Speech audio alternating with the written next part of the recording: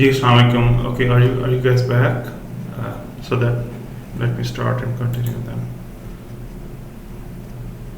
Say yes or no or something. Anyone?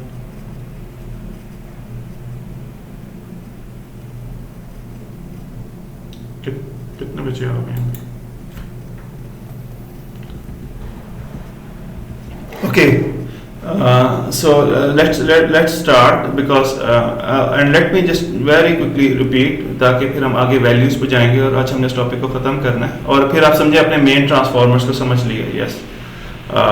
So what we did actually हमने क्या किया था, हमारे पास एक क्वेरी मैट्रिक्स था. हमने क्या किया कि हमारी हर एम्बेडिंग को हमने उसके क्वेरी के वेट मैट्रिक्स से मल्टीप्लाई किया. एक रैंडम वेट मैट्रिक्स था जिसकी डायमेंशन सिर्फ फिक्स होती हैं, लाइक 128 डायमेंशनल. और जब हमने उसको मल्टीप्लाई किया एम्बेडिक्स के साथ तो हमारे पास एक क्वेरी मैट्रिक्स आ गया. और ये जो वेट मैट्रिक्स होता है ये एक लर्नेबल पैरामीटर है, इसकी वैल्यूज चेंज होती रहती हैं ट्रेनिंग्स के बाद. और फिर हमने क्या किया, हमने किसी तरह से एक की मैट्रिक्स लिया, हमने एक की का एक वेट मैट्रिक्स लिया, हमने उसको हर एम्बेडिंग से मल्टीप्लाई किया. तो और हमारे पास जो है वो एक यहाँ पे यानी कि वेट की मैट्रिक्स आ गया अगेंस्ट ईच टोकन. उसके बाद हमने क्या किया, हमने क्वेरी मैट्रिक्स को की मैट्रिक्स के साथ मल्टीप्लाई किया. इसे डॉट प्रोडक्ट कहते हैं. हमने दोनों मैट्रिक्स को मल्टीप्लाई किया हर लेवल पे, हर टोकन का जो मैट्रिक्स था क्वेरी का उसको हर टोकन के की मैट्रिक्स के साथ मल्टीप्लाई किया and we got something like that. और उसके बाद हम यहाँ पे ये फॉर्मूला में अगर आप देखें तो उसके बाद जितनी डायमेंशंस होती हैं उसके स्क्वायर रूट्स उसको डिवाइड भी करते हैं, but it doesn't make much any difference. So इसके इसमें थोड़ी न्यूमेरिकल स्टेबिलिटी होती है, बट इससे आप कह लेंगे कंप्यूटेशन पे कोई फर्क नहीं पड़ता. और उसके बाद इससे इवेंचुअली हमें क्या मिलता है, हमारे पास यहाँ पर एक रेलेवेंस स्कोरिंग मिलती है. तो जो बड़े बबल्स हैं वो इंडिकेट करते हैं कि हायर रेलेवेंस स्कोर है, और जो छोटे बबल्स हैं उनको आप कह लें कि लेस अटेंशन पैटर्न या लेस अटेंशन स्कोर या रेलेवेंस स्कोर कह लें उसको. और ये इसकी कुछ एग्जांपल्स हैं कि हमने देखा कि जो फ़ोन जो है वो ज़्यादा अटेंड कर रहा है सेल को, उसका बबल का साइज़ बड़ा है. और अगर आप देखें यहाँ पे बेसिकली एंड को देखें तो वो लॉट को कम अटेंड कर रहा है. सो आउट ऑफ 0 to 100 का अगर हम इसको यानी रेटिंग दें तो उसकी सिर्फ रेटिंग 0.5 है. इसी तरह से ये मैंने यहाँ पे एक एग्जांपल दी थी कि हमारे पास यहाँ पर बेसिकली एक वैल्यूज एक हमारे पास मल्टीप्लाई करने के बाद हमारे पास ये वैल्यूज आ गई हैं between 0 to 100 and we want these values to act like weights. कोई बता सकता है हमने इसके लिए कौन सा फंक्शन यूज़ किया था अभी?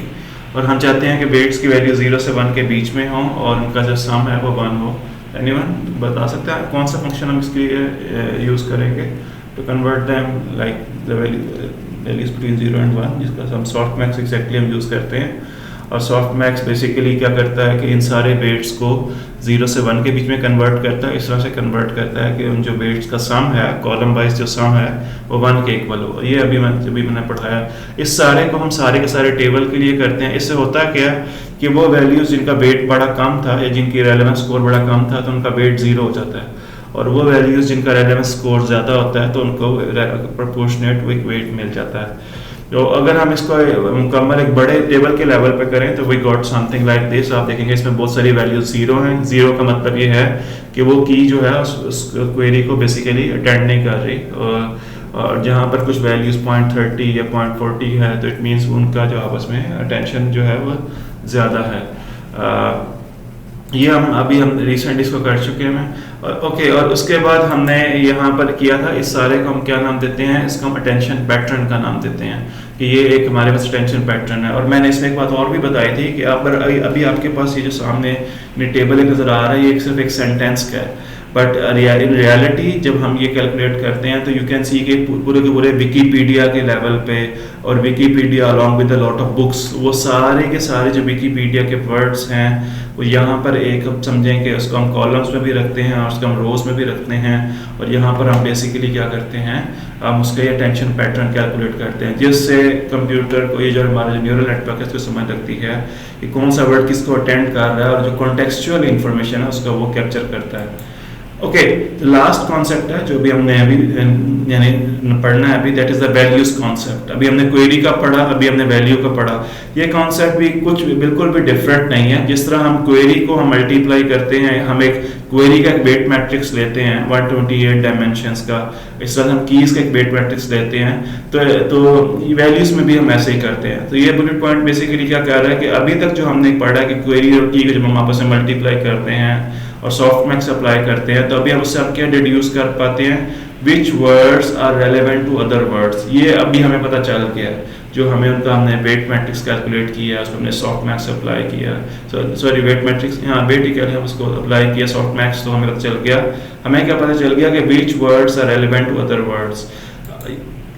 अभी हमने क्या करना है कि जो हमारा नेक्स्ट जो टास्क होता है, जो हम वैल्यूज के थ्रू करेंगे, कि जो हमारी एक्चुअल एम्बेडिंग्स हैं उसको हम क्या करेंगे, अपडेट करेंगे। जो हमारी एक्चुअल एम्बेडिंग्स है उनको हम क्या करेंगे, अपडेट करेंगे।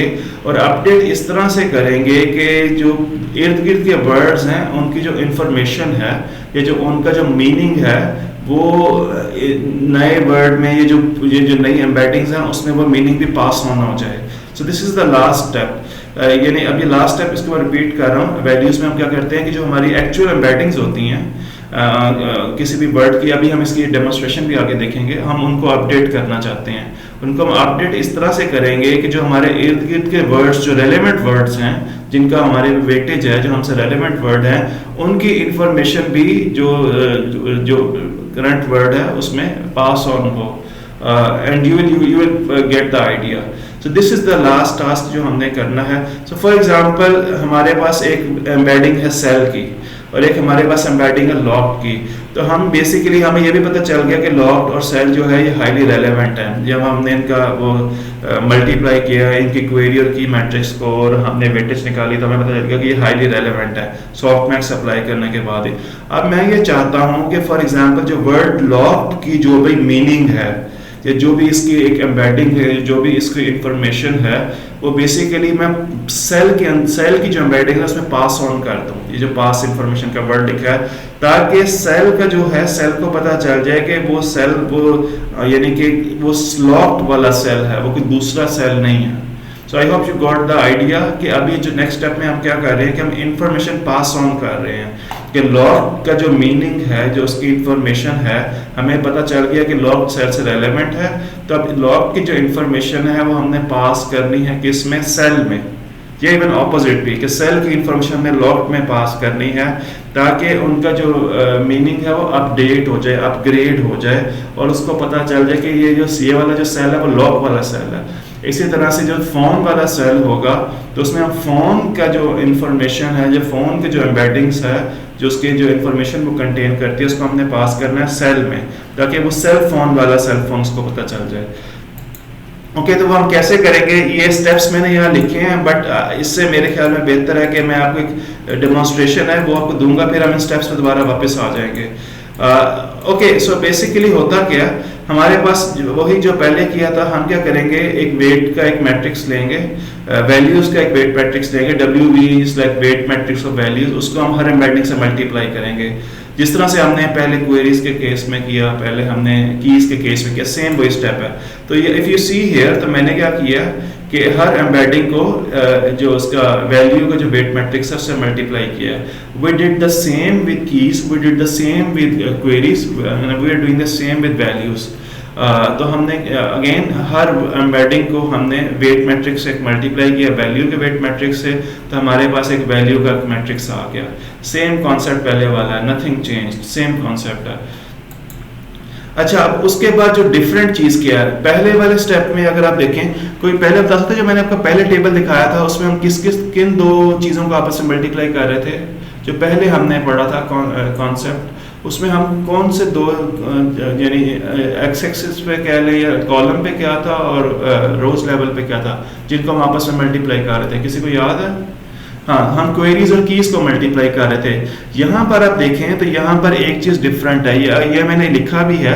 यहाँ पर हम क्या करते हैं, जो सॉफ्टमैक्स वाली वैल्यू आई थी ना हमारे पास, multiply each value vector by corresponding weight, weight से मुराद जो सॉफ्टमैक्स वैल्यू वाली वैल्यू थी उसको हम मल्टीप्लाई कर रहे हैं इस वैल्यू मैट्रिक्स के साथ। सो द डिफरेंस इज जो सॉफ्ट मैक्स वाली ये जो मैंने वैल्यूज लिखी हुई हैं ऑलरेडी, ये वैल्यूज कौन सी हैं? 0.35, 0.43, ये बेसिकली क्या है? रेलेवेंस स्कोर, ये जो अटेंशन पैटर्न की वैल्यूज हैं, इन वैल्यूज को बेसिकली हम मल्टीप्लाई करेंगे किसके साथ? इस वैल्यू मैट्रिक्स के साथ। तो ये डिफरेंस है, यानी कि की एंड क्वेरी के केस के नतीजे कि जब हमने मल्टीप्लाई किया, सॉफ्ट मैक्स अप्लाई किया, तो जो हमारे पास ये जो अटेंशन पैटर्न आया था, इस पैटर्न को हम मल्टीप्लाई करेंगे किसके साथ? इस वैल्यू मैट्रिक्स के साथ, V1, V2, V3 के साथ। जब हम इसको मल्टीप्लाई करेंगे तो ये मैं this is just to give you an idea कि अब ये हो क्या रहा है। सपोज करें, जस्ट फोकस हियर एवरीवन, ये बड़ा जरूरी है, अगर means if you are focusing somewhere else तो just focus here, this is the last step and this is the key learning point,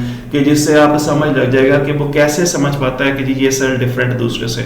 हमने क्या किया, बेसिकली हमने क्या किया, हमने जो हमारे पास वैल्यूज थी हर लेवल की, सपोज करें हमारे पास ये जो वेट्स थे, उन वेट्स को हमने मल्टीप्लाई कर दिया वैल्यू मैट्रिक्स के साथ। अच्छा, अगर आप यहाँ पर देखिए, मैंने सिर्फ एक स्पेसिफिक एक सेल वाले पे फोकस कर, लेट्स अज्यूम करें कि जो हमारा लार्ज लैंग्वेज मॉडल है, ये जब उसने एम्बेडिंग्स जनरेट की है सेल की, तो उसके जहन में कह लें या उसकी जो लर्निंग थी, उसने ना इस सेल, उसके जहन में ये वाला सेल था। कोई बता सकता है ये कौन सा सेल है? अगर पिक्चर को देख के बता सकें, उसके जहन में जो इनिशियल जो एम्बेडिंग्स जनरेट हुई सबसे पहले, तो वो इस सेल के मद्देनजर रख के मैं अज्यूम कर रहा हूँ। कोई बता सकता है ये कौन से वाला सेल है? एनीवन?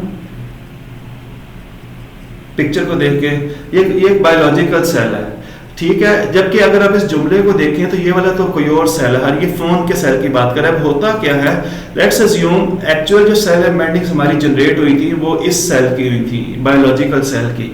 लेकिन होगा क्या, हम इसके अंदर ना इंफॉर्मेशन, ये जो हम इसके जो एक्चुअल सेल एम्बेडिंग्स में ना जो ये वाली इंफॉर्मेशन है 0.25 इसको ऐड कर देंगे, ठीक हो गया। और ये इंफॉर्मेशन कैसे आई है? सॉफ्ट मैक्स की जो हमारे पास सॉफ्ट मैक्स वैल्यूज थी, उसको हमने मल्टीप्लाई किया इस वैल्यू मैट्रिक्स के साथ। जब हम ये वाली इंफॉर्मेशन इस सेल की एक्चुअल एम्बेडिंग्स में ऐड कर देंगे ना, तो उसकी लर्निंग चेंज हो जाएगी, उसको पता चलेगा कि ये तो बायोलॉजिकल सेल नहीं है। अब ये कौन से वाला सेल बन गया, कोई बता सकता है? अब ये जब हमने इसके एक्चुअल जो सेल वाली एम्बेडिंग्स थी, जब उसके अंदर हमने फोन वाली एम्बेडिंग की इंफॉर्मेशन पास ऑन की, इसमें ऐड किया, तो उसको पता चल गया कि ये तो यानी अब उसकी लर्निंग अपडेट हो गई है कि ये तो बात हो रही है किसकी, ये तो बात हो रही है बैटरी वाले सेल की, ठीक हो गया। अच्छा, अब इसमें फर्दर अगर हम एक और इंफॉर्मेशन हमने ऐड की, अब हमने इसमें डेड वाली जो इंफॉर्मेशन थी, जो डेड वाली जो इंफॉर्मेशन थी, वो भी हमने प्लस में पास ऑन कर दी। मैंने पास इंफॉर्मेशन का वर्ड पहले लिखा था शुरू में।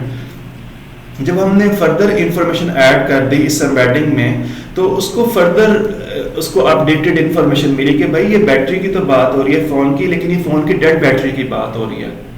Did you get that? तो अब ये जो यहाँ पर आप देखेंगे कैसे उसकी लर्निंग हो रही है कि एक्चुअल सेल एम्बेडिंग थी, उसके साथ हमने पहले की क्वेरी मैट्रिक्स कैलकुलेट किया, उसको हमने मल्टीप्लाई किया, उसको हमने सॉफ्ट मैक्स कैलकुलेट किया, और सॉफ्ट मैक्स को हमने इस वैल्यू मैट्रिक्स से मल्टीप्लाई किया।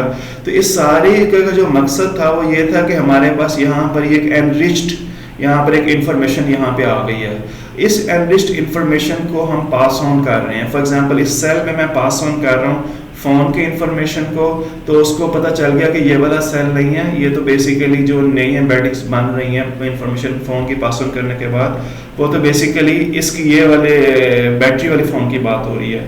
फिर जब मैंने उसमें डेड वाली इंफॉर्मेशन पास ऑन की, ये जो after a lot of calculation जो आई है, तो उसका पता चलेगा कि बैटरी की भी बात हो रही है, तो लेकिन ये जो बैटरी एम्प्टी है, बेसिकली डेड है, तो ये एम्प्टी आप उसको कह लें। तो ये अगर अब आप देखें यहाँ पर जो मैंने नीचे लिखा हुआ है, तो ये बेसिकली क्या है, अब ये सेल, अब बेसिकली जो ट्रांसफार्मर को पता चल गया है कि किस सेल की बात हो रही है।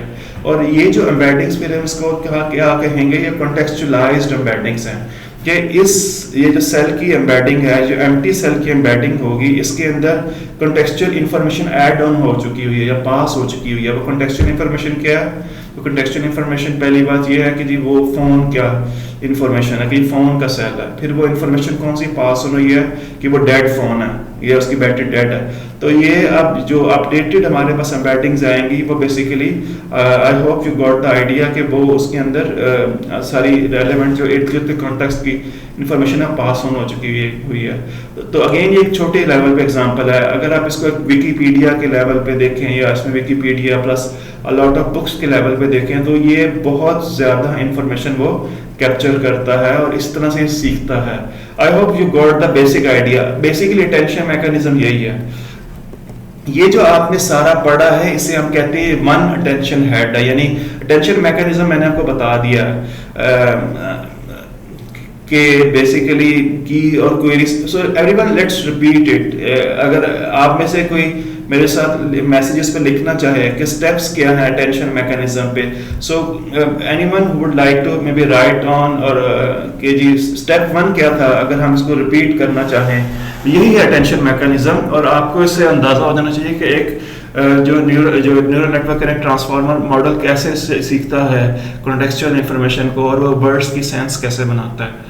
And anyone so what's the step 1 of attention mechanism के बता सकता है क्विकली, अगर कोई चैट में लिखना चाहे या इवन अपना माइक ऑन करके अगर आप हमें बताना चाहें। I would just want to repeat it और फिर मैं एक हमारे 2 स्लाइड्स मजीद हैं फिर मैं इसको वाइंड अप करूंगा। Anyone who would like to tell me कि जी स्टेप 1 क्या है हमारा की क्वेरी के लिहाज से अगर हम देखें। So what's the step 1?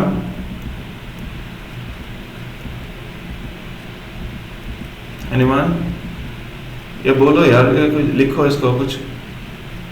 और इवन मैंने आपके लिए यहाँ पे सामने डिस्प्ले भी किया। What's the step 1? ओके, हमें से कोई बोल नहीं रहा, so let me just repeat it. Step 1 पे हम क्या करते हैं, हम हर एम्बेडिंग को हम हर जो है, ठीक है मिर्जा बकर, गुड, हम हर क्या करेंगे, हर एम्बेडिंग को एक क्वेरी के वेट मैट्रिक्स से मल्टीप्लाई करेंगे और हमारे पास रिजल्टेंट एक क्वेरी मैट्रिक्स आएगा समथिंग लाइक दिस। ये मैंने यहाँ पे बनाया हुआ है, यानी हर एम्बेडिंग को एक एम्बेडिंग ई आई है उसको हमने वेट से मल्टीप्लाई किया, हमारे पास क्वेरी मैट्रिक्स आ गया। हम ये हर एक के लिए करते हैं। स्टेप 2 क्या है, हम क्या करते हैं, हम यही काम कीज के लिए भी करते हैं कि हम हर एम्बेडिंग को एक की के एक वेट मैट्रिक्स से मल्टीप्लाई करते हैं और हमारे पास जो है एक रिजल्टेंट एक की मैट्रिक्स आ जाता है। स्टेप 3 क्या है कि बता सकता है, हम क्या करते हैं, हम की मैट्रिक्स को क्वेरी मैट्रिक्स से मल्टीप्लाई करते हैं, हर एक को, हर की को हर क्वेरी के मैट्रिक्स से मल्टीप्लाई करते हैं और उसको डिवाइड करते हैं square root of number of dimension से। तो इससे हमारे पास क्या आ जाता है, हमारे पास एक रेलेवेंस स्कोर आ जाता है। ये स्टेप 3 है, आप समझ लें। ये रेलेवेंस स्कोर क्या बताता है कि जी कौन सा वर्ड कितने दूसरे वर्ड को कितना अटेंड कर रहा है। स्टेप 4 क्या है, हम उस रेलेवेंस मैट्रिक्स पे क्या करते हैं, सॉफ्ट मैक्स अप्लाई करते हैं और सॉफ्ट मैक्स अप्लाई करने के बाद हमारे पास जो वेट्स उसके आ जाते हैं जो कि 0 से 1 के बीच में होते हैं और जिनका सम क्या होता है 1 होता है। आप इसको स्टेप 4 समझ लें। स्टेप 5 पे क्या होता है, हम क्या करते हैं, फिर वैल्यूज पे आ जाते हैं। अगर आप इन सारों को आप पढ़ेंगे तो आप इसकी आप समझ लग जाएगी, ये टेक्स्ट सेम वही लिखा हुआ है। स्टेप 5 क्या होता है, हम फिर एक वैल्यू मैट्रिक्स कैलकुलेट करते हैं, एक वैल्यू का एक वेट मैट्रिक्स लेते हैं और हम इसको क्या करते हैं, हर एम्बेडिंग से दोबारा मल्टीप्लाई करते हैं। दिस इज स्टेप 5, जिस तरह हमने पहले की और क्वेरी केस में किया। और फिर स्टेप 6 में क्या होता है कि हर वैल्यू मैट्रिक्स को क्या करते हैं, मल्टीप्लाई करते हैं वो जो हमारे पास सॉफ्ट मैक्स के अप्लाई करने के बाद जो वेट्स का स्कोर आता है उससे। सो ये मैंने यहाँ पे लिखा भी है, मल्टीप्लाई ईच वैल्यू वेक्टर, ये जो v1 v2 v3 है, by corresponding weight after softmax calculation. तो इससे क्या होता है कि हमारे पास एक अपडेटेड वेट्स आ जाते हैं जब हम हर वैल्यू से मल्टीप्लाई करते हैं। जब और फिर ये इसको कहते हैं स्टेप 5 6 था हमारा, सपोज करें स्टेप 5 था। स्टेप 6 में क्या होता है कि हम क्या करते हैं, जो एक्चुअल एम्बेडिंग्स होती हैं उसमें ये जो अपडेटेड इन्फॉर्मेशन है वैल्यू से मल्टीप्लाई करने के बाद उसमें ऐड करते रहते हैं, जिससे कंप्यूटर, जैसे हमारा नेटवर्क ये सीख रहा है कि बेसिकली ये सेल से मुराद वो वाला सेल नहीं है, ये मुराद फ़ोन वाला सेल है और वो सेल उसमें फिर आगे फर्दर डेट की इन्फॉर्मेशन है वो हम ऐड करते हैं। तो इवेंचुअली इससे क्या होता है कि हमारा ये कॉन्टेक्चुअलाइज्ड बेसिकली एम्बेडिंग्स जनरेट होती हैं। ये जो आपने सारा प्रोसेस देखा है ये सब अटेंशन मैकेनिज्म कहते हैं, बस ये इतना ही है। और ये जो आपने एक पूरा हमने सारे स्टेप्स देखे हैं, ये एक वन अटेंशन हेड है। एक्चुअली जो हमारा ट्रांसफॉर्मर न्यूरल नेटवर्क आर्किटेक्चर है, ये बेसिकली यानी इसमें एक अटेंशन हेड नहीं होता। अगर आप यहाँ पर देखें कि ये इसमें आप समझें कि इसमें हमारे पास 1000 टाइम, ये सारा प्रोसेस हमने 1000 टाइम्स करना है इन पैरेलल, यानी कि हाँ, ये हम समझें कि ये सारा जो प्रोसेस है एक पैरेलल में 10,000 टाइम्स हो रहा है, यानी 10,000 टाइम्स हर एम्बेडिंग की क्वेरीज बन रही हैं और उसमें हर दफ़ा एक डिफरेंट नया वेट मैट्रिक्स होगा, नया की का एक नया वेट मैट्रिक्स होगा और ये सारी कैलकुलेशंस होंगी। So you can imagine the scale, और ये विकीपीडिया लेवल पे हो रहा है या इवन उसमें भी, और बहुत सारी बुक्स का एक मिला के ये हो रहा है। तो इसीलिए इसको फिर हम मल्टी हेड अटेंशन कहते हैं कि ये सारा प्रोसेस आप समझें जो एक दफ़ा के बजाय 10,000 दफ़ा हो रहा है और पैरेलल में हो रहा है, इसलिए जीपीयूज की इंपॉर्टेंस बहुत ज़्यादा है, इसीलिए एनवीडिया के शेयर्स बहुत बढ़ गए हैं, शेयर प्राइसेस बेसिकली। तो इसे हम फिर क्या कहते हैं कि ये मल्टी हेड अटेंशन है, कि ये सारा प्रोसेस अटेंशन का कैलकुलेट करने का ये 10,000 टाइम्स हो रहा है और ये पैरेलल में हो रहा है और ये एक ही लेयर में हो रहा है। अगर हम इसको मैथमेटिकली देखें तो basically this is the mathematical representation. हम क्वेरी को की से मैट्रिक्स मल्टीप्लिकेशन करते हैं, ठीक हो गया, उसको हम स्केल करते हैं, स्केल से मुराद ये होता है कि उसको नंबर ऑफ डायमेंशन उसको ऐड करके उसका सॉफ्ट मैक्स कैलकुलेट करते हैं। ये सॉफ्ट मैक्स कैलकुलेट किया है और सॉफ्ट मैक्स की जो वैल्यूज होती हैं उसको फिर हम मैट्रिक्स मल्टीप्लिकेशन करते हैं वैल्यू वेक्टर के साथ। तो बेसिकली जो मैंने आपको सारी स्टोरी सुनाई है, अगर आप उसको एक फार्मूले की फॉर्म में लिखना चाहें तो ये एक फार्मूला है अटेंशन का, कि क्वेरी को की से मल्टीप्लाई किया, अगेन उसका ट्रांसपोज लेते हैं, उसको हम डिवाइड करते हैं square root of number of dimensions के साथ, उसका हम सॉफ्ट मैक्स कैलकुलेट करते हैं, सॉफ्ट मैक्स कैलकुलेट करने के बाद जो वैल्यू आती है उसको हम वेक्टर मैट्रिक्स के साथ मल्टीप्लाई करते हैं। आई hope you got the basic idea.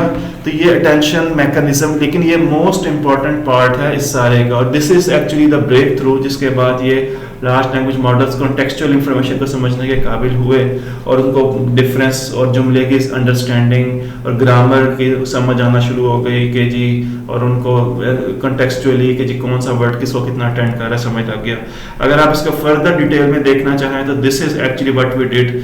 हम इनपुट एम्बेडिंग्स ली, हमने अभी ये समझा है मल्टी हेड अटेंशन, ये हमने इसमें किया। और मल्टी हेड अटेंशन बेसिकली क्या था, वो यही था, हमने की को मल्टीप्लाई किया वैल्यू के साथ, तो हमारे पास ये हमने उसका डॉट प्रोडक्ट लिया है, तो हमारे पास एक डॉट प्रोडक्ट आ गया। सॉरी, की को हमने क्वेरी के साथ मल्टीप्लाई किया, हमने इसका एक डॉट प्रोडक्ट लिया, डॉट प्रोडक्ट लेके हमने उसका यानी कि वो कैलकुलेट किया, सॉफ्ट मैक्स कैलकुलेट किया, तो हमारे पास एक वैल्यू आ गई, उसको हमने मल्टीप्लाई किया फिर वैल्यू मैट्रिक्स के साथ, तो हमारे पास एक फाइनल आउटपुट आ गई। और यहाँ पर जब ये जो आउटपुट है इसमें इसको समझ है कि तीनों सेल, जो सेल फोन और बैटरी वाला सेल और जो जेल वाला सेल है, वो तीनों डिफरेंट हैं, तो ये उसकी बेसिकली एक अंडरस्टैंडिंग है।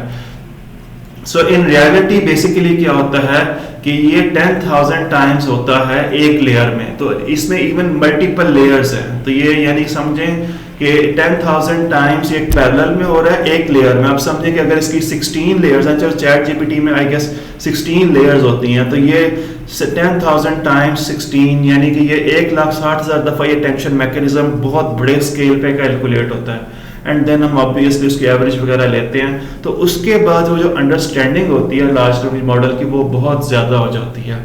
तो this is actually the main concept, या कि अगेन अटेंशन कैलकुलेट होती है और ये 10,000 टाइम्स कैलकुलेट हो रही है एक लेयर में, जिस तरह न्यूरल नेटवर्क लेयर्स होती हैं, तो ये आप समझें कि बहुत बड़े स्केल पे एक लेयर में कैलकुलेट हो रही है। फिर वो एक लेयर नहीं होती, वो एक्चुअल में 16 या पता नहीं 116, मुझे एग्जैक्ट पता नहीं है, चैट जीपीटी में 16 लेयर्स होती हैं, तो वो एक्चुअली वो मल्टीपल फिर ये कैलकुलेशंस होती रहती हैं और हर दफ़ा वो यानी कि एडवांस उसका नॉलेज होता रहता है। वन लास्ट थिंग जो कि मैंने पहले भी बताई थी, सेल्फ अटेंशन में क्या होता है, ये टर्म्स आपको पता होनी चाहिए। सेल्फ अटेंशन में क्या होता है कि हम जो अटेंशन कैलकुलेट करते हैं उसमें रोज एंड कॉलम्स में सेम ही वर्ड्स होते हैं, तो हम या सेम सेंटेंसेस होते हैं तो हम उनके कैलकुलेट करते हैं। अगर आपने देखा हो कि चैट जीपीटी वगैरह they are very actually good in multi language translation as well, कि वो उर्दू में भी बात कर लेते हैं फ़ौरन और वो फ्रेंच में भी बात कर लेते हैं और चाइनीज़ में भी। तो वहाँ पर सेल्फ अटेंशन की बजाय हम क्या करते हैं, हम क्रॉस अटेंशन करते हैं। सो क्रॉस अटेंशन में क्या होता है कि टेबल के मैट्रिक्स के एक साइड पे आप समझें कि हमारे पास इंग्लिश में वैल्यूज़ हैं और दूसरी साइड पे उन्हीं इंग्लिश की वैल्यूज़ का उर्दू ट्रांसलेशन होगा। या उन्हीं वैल्यूज़ का फ्रेंच ट्रांसलेशन होगा, जर्मन ट्रांसलेशन होगा, फिर उनकी आपस में अटेंशन कैलकुलेट की जाती है कि क्वेरी वैल्यू सारा कुछ, तो उसको पता चल जाता है कि इंग्लिश को अगर मुझे उर्दू में ट्रांसलेट करना है तो आई के लिए ये वर्ड है उर्दू का, या वांट के लिए ये वर्ड है उर्दू का, और पेट के लिए ये वर्ड है उर्दू का। तो इस तरह से वो उर्दू में ट्रांसलेट करना और दुनिया की जो भी लैंग्वेजेस हैं उस पर ट्रांसलेट करना वो सीख जाता है। तो इसको फिर हम क्रॉस अटेंशन कहते हैं। So this is the overall concept. अगर अब मैं आपको one last thing before winding up, हमने सिर्फ इसके बारे में एक लेक्चर हम मज़ीद लेंगे, फिर हम एक्चुअल में कोडिंग पे आएंगे जहाँ पर हम एजेंटिक एआई की बात करेंगे और आपको मज़ीद समझ लग जाएगी। सो नेक्स्ट लेक्चर में मोस्ट प्रोबेबली हम इसको I want to show you maybe the transformer architecture just once. तो आप समझें ये feed forward is very similar, इसके बारे में मैं 2 या 3 स्लाइड्स में बता दूंगा। मुझे बस एक कॉन्सेप्ट रह गया, इसमें मास्किंग वाला रह गया, मास्क मल्टी हेड अटेंशन बाकी हो गया, और बाकी सॉफ्ट मैक्स लीनियर ये हमने बात कर लिया, फीड फॉरवर्ड। तो नेक्स्ट लेक्चर में मैं थोड़ा मास्क मल्टी हेड अटेंशन के बारे में बात करूंगा और ये फीड फॉरवर्ड, और इवेंचुअली और इस आर्किटेक्चर को एक ओवरऑल एक्सप्लेन कर दूंगा बस। तो मेरे ख्याल में इससे हमारी जो इवेंचुअली है फिर ये प्रोबेबिलिटी कैलकुलेशन के बारे में मैं थोड़ा एक्सप्लेन कर दूंगा। तो हमें हमारी इससे जो कि चैट जीपीटी या जो इस तरह के मॉडल्स हैं वो कैसे समझते हैं, तो ये हमारा फिर सारा कवर हो जाएगा। If you got any question ask me please. इसके सारे को समझें, और once we are done with that फिर आपका एक मिड टर्म बेसिकली हम लेंगे जिसमें इसके बारे में सारे क्वेश्चंस होंगे और एक क्विज भी मोस्ट पहले इससे रेलेवेंट हो जाएगा। Any questions? I'm stopping.